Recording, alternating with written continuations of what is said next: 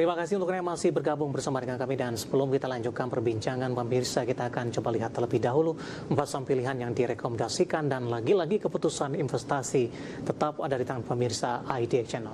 Dapat Anda saksikan grafis di layar televisi Anda pemirsa, 4 saham pilihan yang direkomendasikan. Yang pertama datang dari properti, ada ASRI direkomendasikan buy on weakness, supportnya di 165, resisten hingga ke 220. Energi ada Medco, buy on weakness 1400 hingga ke 1620. Listed kemudian update kita hari ini. SMRA juga masih dari properti, buy on weakness 400 hingga 440. ADI juga buy on weakness 6900 hingga ke 7800. ASRI maksud kami, Medco, SMRA dan ADI, dan lagi-lagi keputusan investasi tetap ada di tangan pemirsa IDX Channel. Baik Pak Halim, kita lanjutkan kembali Pak. Lebih cenderung mengalami penguatan signifikan. Tapi yang menjadi fokus investor juga ini, Pak Halim, justru saham-saham properti yang bukan big cap ini, yang lajunya cukup kencang. Analisis Anda? Nah, saham properti ini lebih ke arah teknikal ya, setelah terkonsolidasi cukup lama. Kalau orang teknikal bilangnya flat disk breakout ya, jadi udah konsolidasi lama, breakout, seperti ada tanda-tanda mulai rally lagi. Nah, itu kita nggak tahu rally-nya alasannya apa, mungkin bisa jadi karena ada pengurangan PPN yang dilanjutkan ya, PPN yang dihapus yang dilanjutkan lagi. Jadi kita lihat aja sentimennya gimana. Overall technical masih uptrend semua. Setelah konsolidasi cukup lama, breakout ini mulai uptrend. Ya, kita tinggal lihat rally-nya sampai seberapa. Langsung saja kita ke ASRI Pak, buy on weakness. Ya, ASRI buy on weakness di kisaran, kalau sekarang mungkin di kisaran ASRI di kisaran 180 sampai 185 ya, sekarang 177 ya. Ya 185, stop loss-nya kalau dia break 165 ke bawah, targetnya sekitar 220-an. Baik, 220 sampai kapan Pak? Kenapa? 220 targetnya sekitar 220-an ya. Iya. 220. Target waktu untuk mencapai level tersebut. Oh, target waktunya. Nah, ini yang kita nggak tahu ya. Ini kan baru konsolidasinya, baru breakout ya. Ya mungkin sekitar 2-3 bulanan ya, sambil laporan keuangan Q1-nya gimana. Baik. Dari ASRI kita beralih ke sampel yang kedua Pak. Ada Medco. Sempat tertekan ya setelah indeks harga saham gabungan mengalami koreksi cukup dalam. Di jelang penutupan langsung mengalami penguatan signifikan kembali 15.30, namun penguatannya lebih ke arah terpangkas. Analisis Anda untuk Medco?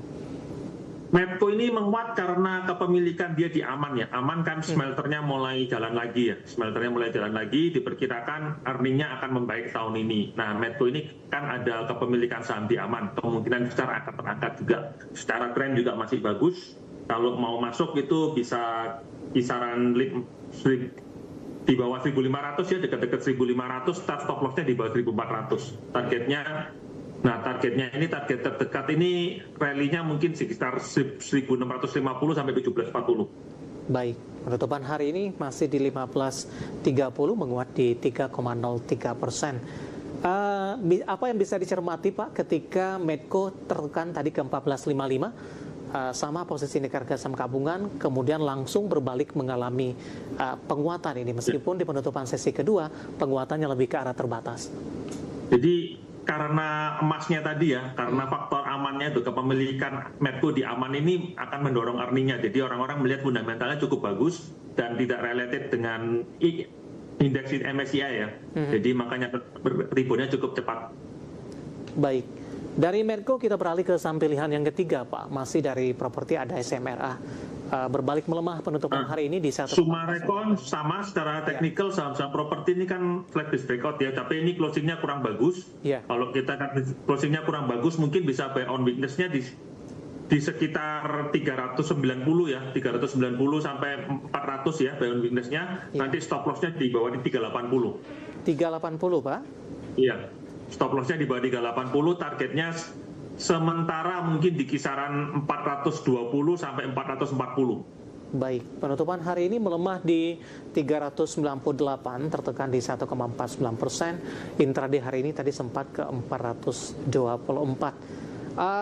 Kalau ingin masuk SMRA, support yang bisa diperhatikan di berapa Pak? Apakah di 380 tadi atau ada support di bawahnya? Kalau bisa antara 380 sampai 390 lah. Karena stop loss-nya kan di bawah itu nanti ya, di bawah 380 ya.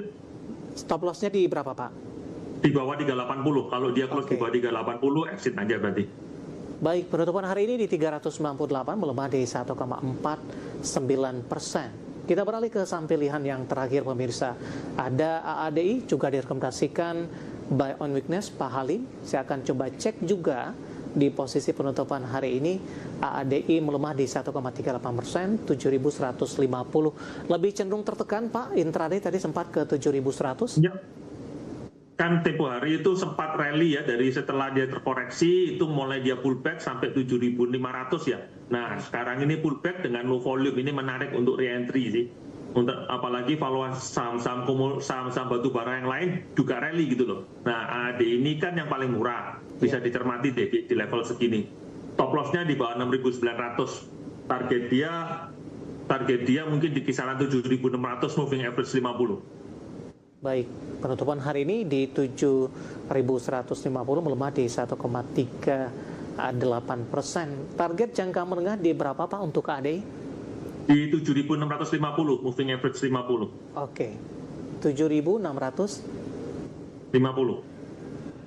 7.650. Ini level terakhir kapan Pak? Sempat disentuh sebelumnya? 7.600 itu moving average 50 ya. Ini sekitar level di bulan November.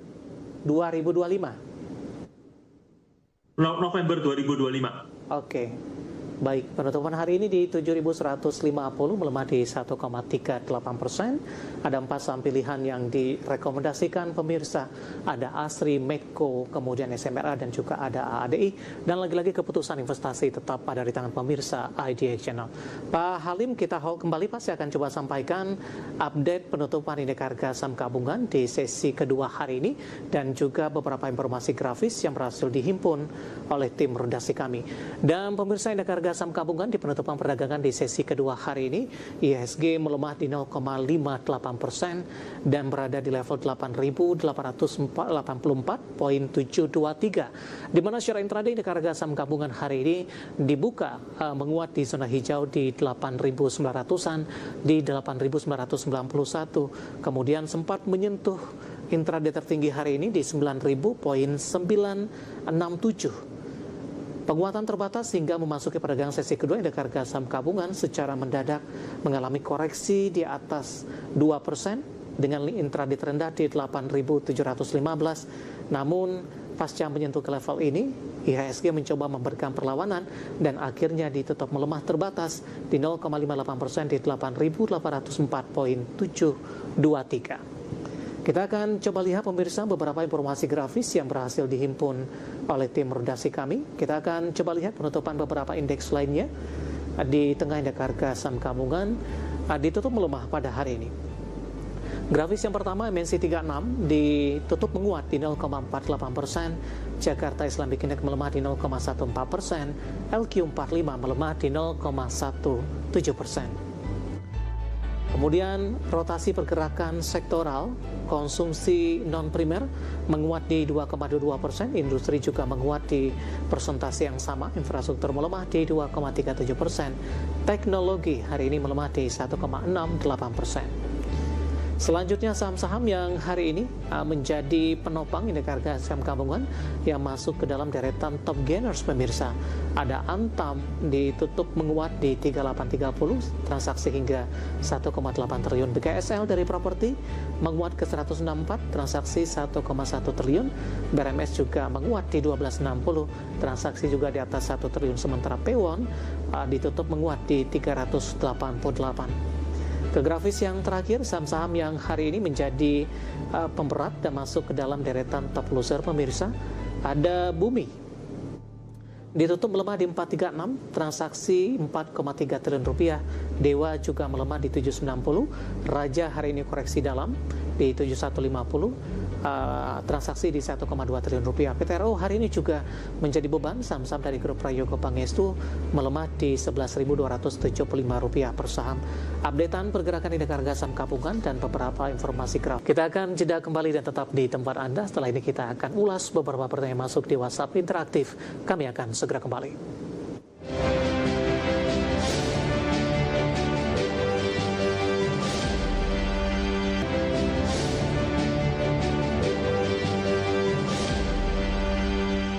Kita sudah sampai di segmen terakhir pemirsa dan langsung saja kita akan coba ulas beberapa pertanyaan di WhatsApp interaktif yang masuk hari ini. Pak Halim, kita lanjutkan kembali, waktu kita cukup terbatas Pak.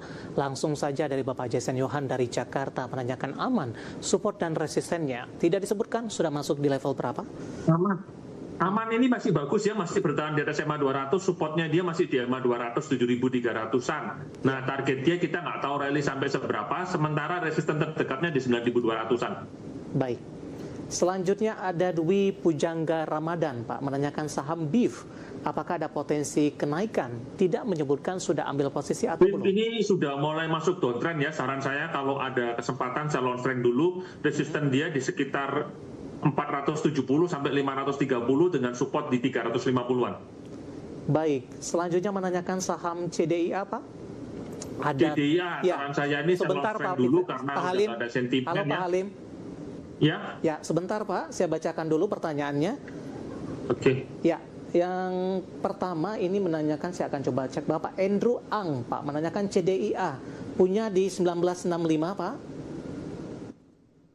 Kemudian CDIA juga ditanyakan, saya akan coba cek terlebih dahulu.